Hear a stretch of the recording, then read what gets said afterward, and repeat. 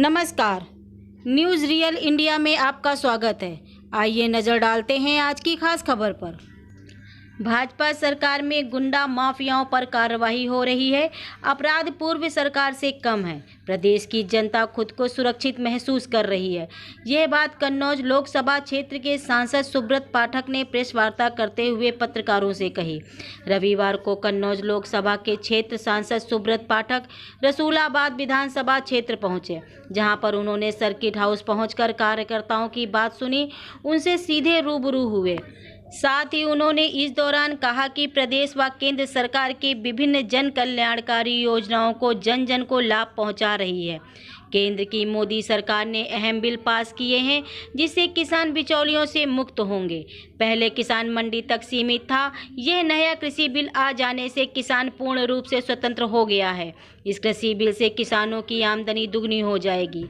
कानून व्यवस्था पर बोलते हुए उन्होंने कहा कि पिछली सरकार के संरक्षण में संगठित अपराध चरम सीमा पर था। अपराधी जेल में रहकर अपराध करवाते थे। प्रदेश में नागरिकों की स्वतंत्रता नहीं थी। गुंडागर्दी चरम सीमा पर थी। प्रदेश की योगी सरकार ने गुंडा माफियाओं पर कार्रवाई की है, उनकी संपत्ति को कुर्क किया है और जमीन दोज किया है। कोई भी संगठित अपराधी आज उत्तर प्रदेश में किसी भी प्रकार से अपराध को अंजाम नहीं दे सकता। उल्टा उन पर कार्रवाई की जा रही है। पिछली सरकार की अपेक्षा भाजपा सरकार में अपराध की कमी आई है। उन्होंने क्षेत्र के राशन दुकानदारों को चेताया कि किसी भी दशा में कालाबाजारी ना करें।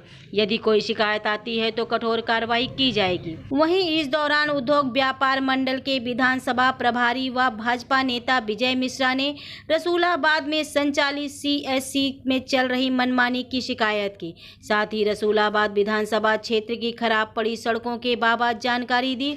इस दौरान सांसद सुब्रत पाठक ने कार्यकर्ताओं से कहा कि क्षेत्र की समस्याओं के बाबत समय समय पर उनको बता दिया करें, ताकि उनका निदान कर सकें। कानपुर देहात से राम मोहन मिश्रा की रिपोर्ट, न्यूज़ रियल इंडिया। संरक्षण कौन दे रहा है? तो इस प्रकार का जिनको संरक्षण दिया जाता था, जो लोग आम आदमी को परेशान करते थे, आम आदमी के ऊपर अत्याचार करते थे, गुंडागर्दी करते थे, ऐसे लोगों को भी अब कठोर से कठोर कार्रवाई होगी।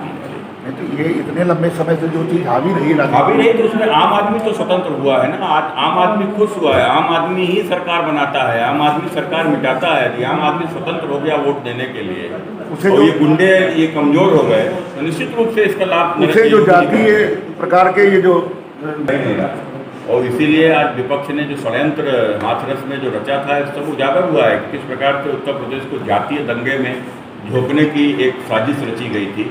वो साजिश आज सबके सामने आ गई है और मुझे लगता है कि इतना गर्म करने के बावजूद भी, इतने प्रयास करने के बावजूद भी विपक्षी दलों के, उसके बावजूद उत्तर प्रदेश में पत्ता भी नहीं हिला। तो कहीं ना कहीं नरेंद्र मोदी और योगी सरकार के ऊपर आमजनों का भरोसा है। और इसी के चलते हम सभी लोगों ने देखा था कि जिस प्रकार से आज ये इस बिल का विरोध विपक्ष के द्वारा तमाम प्रकार की झूठी अफवाहों के साथ किया जा रहा है कि MSP समाप्त हो जाएगी, जबकि हम सभी ने देखा कि किसी प्रकार की कोई MSP समाप्त नहीं हुई, बल्कि मोदी सरकार में दूसरी बार भी MSP बढ़ाई है। और यदि हम बात करें कि तो जो 2014 से पहले अब तक कम से कम 40% से अधिक रेट केवल गेहूं के ही बढ़ गए हैं।